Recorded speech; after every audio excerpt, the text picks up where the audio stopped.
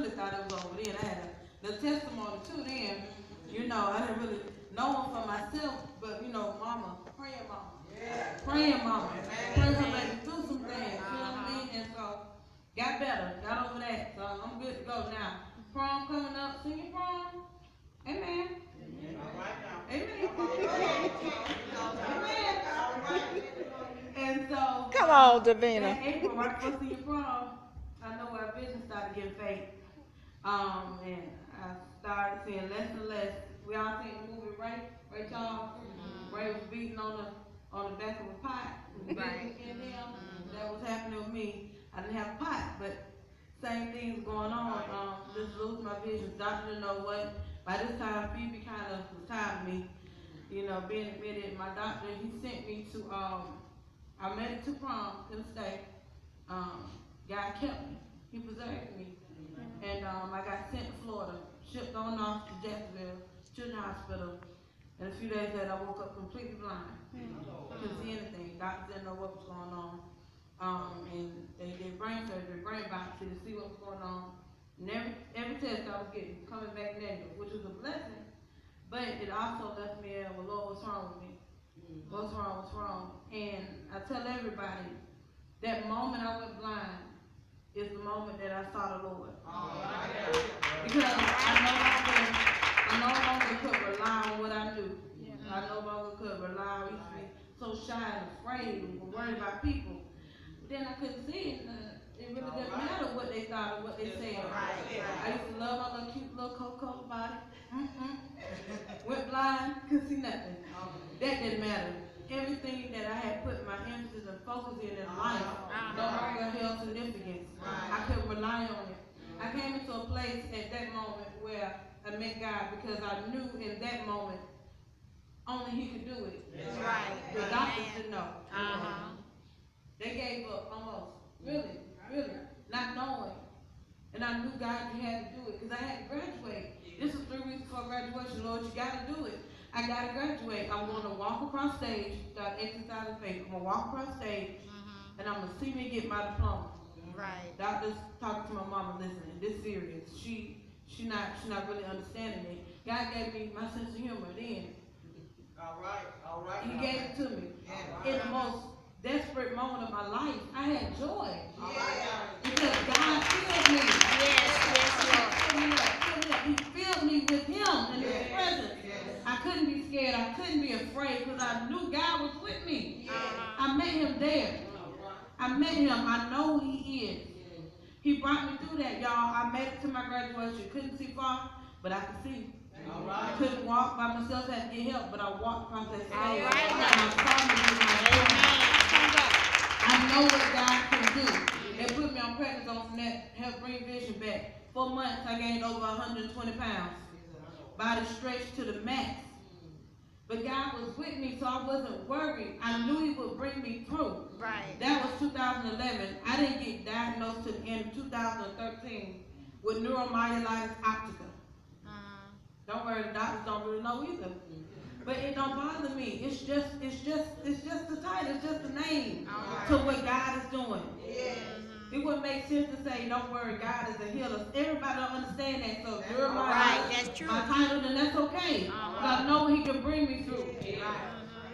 Yeah, neuromyelitis is the name, but Jehovah Rapha is the name. I know what He can do. Amen. I want to make this point. Listen.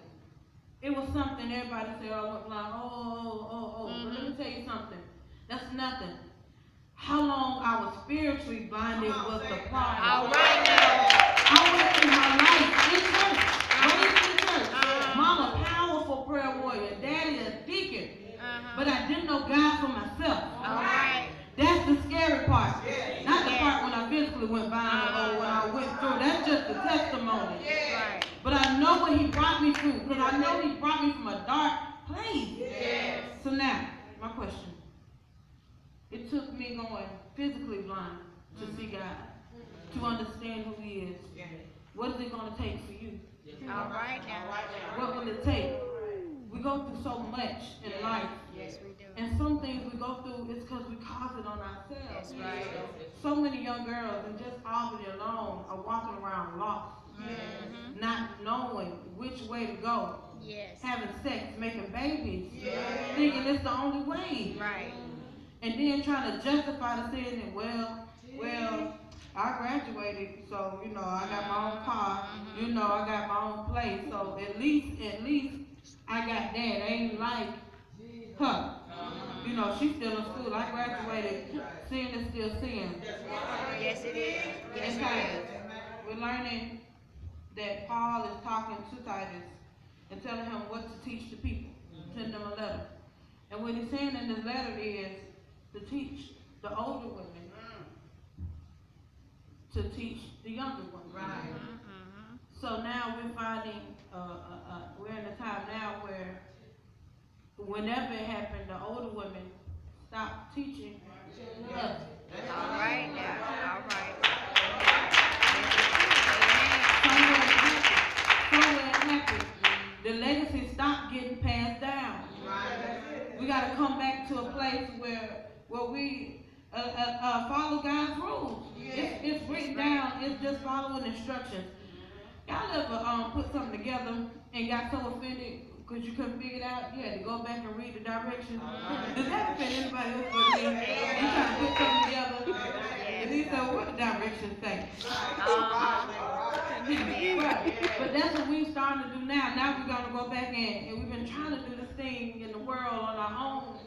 And it's not making sense anymore. So now we got to go and say, what does God say? God say, why is so much going on? Why is there so many girls get pregnant? When I graduated, it was about 6 or 7 girls that walked across stage pregnant, and that was such an alarming number.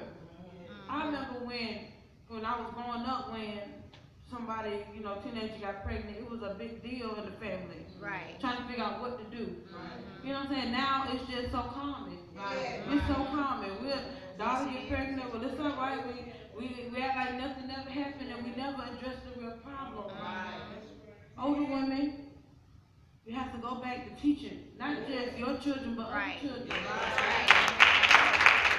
It's too many women in the church. It's primarily made up of women. Too many women in the church for younger girls, my age, older, a little bit younger, to be walking around not knowing anything. Not knowing anything, and not just judging and saying, her dress too short. Look at what you got on, it's too tight. Not that. We're beyond that now. It's teaching them. Come here, baby. Come on, baby.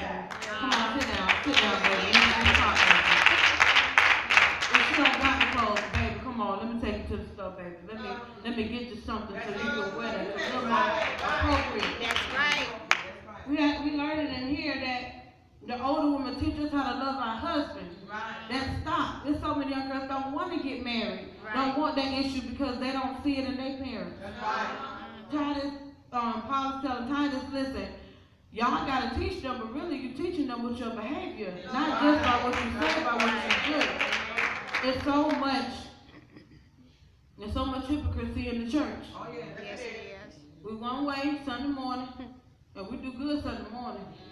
We put in work for Sunday morning, but Monday through Saturday our lives are so messed up and raggedy. And it's causing the younger generation, my generation, to look at that and say, well, if that's what being saved is, I don't want to be saved. If that's what virtuous living is, I don't want to be virtuous. I don't want to be virtuous. When you see, it's something, children now, they see so much. They see, so they're exposed to so much, so young. Their minds are processing so much, so fast, and it's not fully being explained. And they have to take that knowledge, understand it, comprehend it, and still function. Like nothing's wrong. When they're seeing their mama sleeping with different men, they come into church. When they're seeing it, they're seeing it, and they gotta act like it's okay. So now what's gonna happen when they grow up? It's no problem for them. They just doing what their parents been doing behind closed doors. But now, our generation, we ain't scared to say nothing no more. The fear of God is not being installed in them as children growing up. In church, we was in church growing up. Mama kept us in church. When church opened, we was there. Church closing. We was there Sunday morning, we was there Sunday afternoon, we was there sometimes Sunday night, we was still there. Didn't understand it then. Bible study there, every Christmas program in it, Easter skit, Easter speech in it, everything the church had there, the choirs in it, choir alto. Where my altos at? All right, represent. Cause the choir ain't there without an alto. Y'all remember that? We explore the choir now. The sopranos are okay. Yeah, they all right now. The tenors, they hold their own. But we keep them together. All right. Another thing that the church wouldn't be nothing without a good alto. Okay. Just had to let that be known. Yeah, you gotta let them know. He'll tell the truth. But we gotta go back to a place in where we at now. People don't really understand me kind of fully because I'm 23. Yeah, I'm almost at the age where I start forgetting my age. I had to remember I'm 21. I'm 23. And I love God. And I don't mind it. And people don't understand it. Because by standard, I'm supposed to be at Sand Trap, turning up and doing everything that the world does. And they don't understand why I'm this young doing what the Bible say do. You know what I mean? It's weird. We're in a place where this is where we're supposed to be, but it's now awkward. It's weird. What's wrong with you? Why you don't? Isn't people trying to make me sin? Because they feel like you young. This your glory days. You need to be doing this and doing that. Not realizing that that's just a guaranteed way to hell. That's the truth. Y'all, I've been through too much now. My mind is made up. I've been through too much. I've been through too much this early to go to hell. For nothing. For nothing.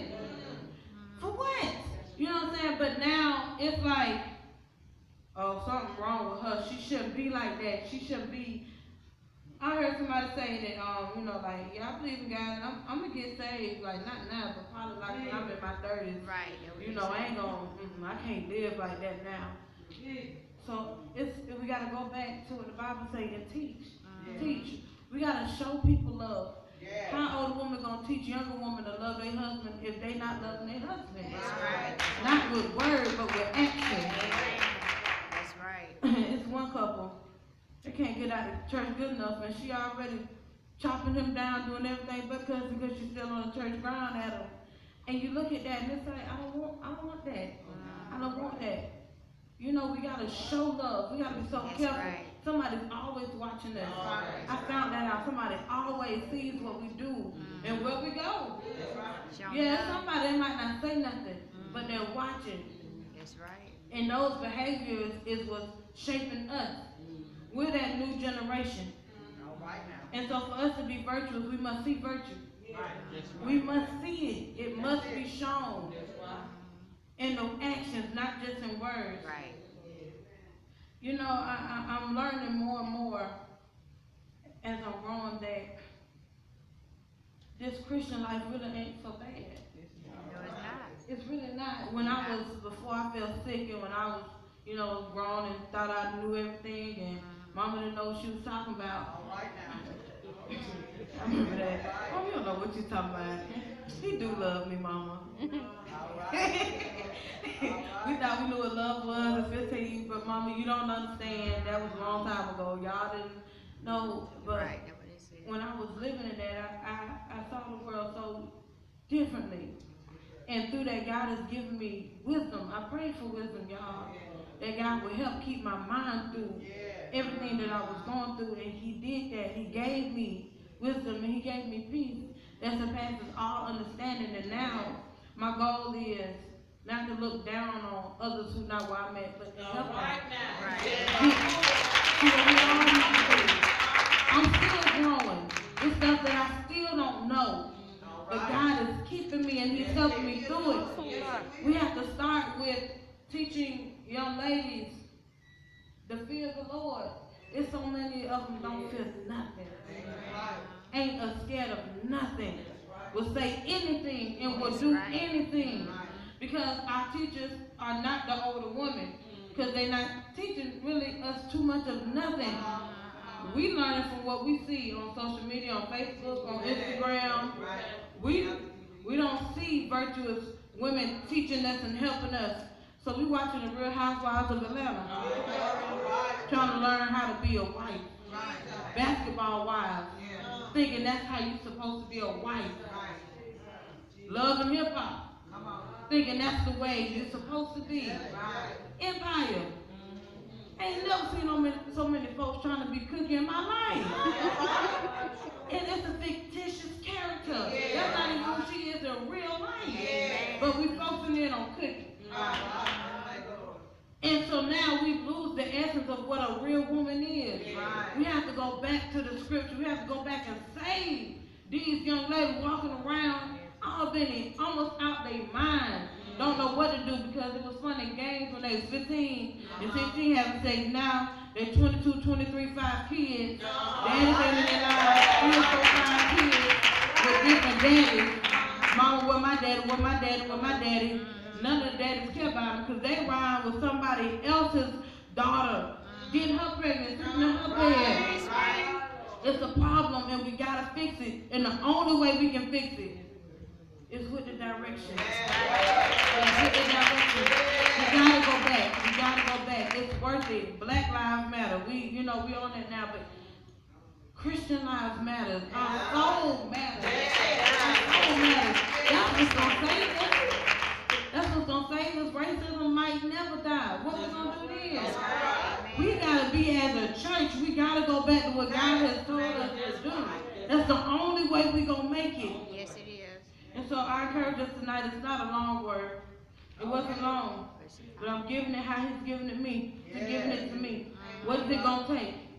What is it gonna take? Are we gonna have to keep seeing probably what we rank like the fourth city? What is it gonna take? What is it gonna take for us to rise up and be that virtuous generation?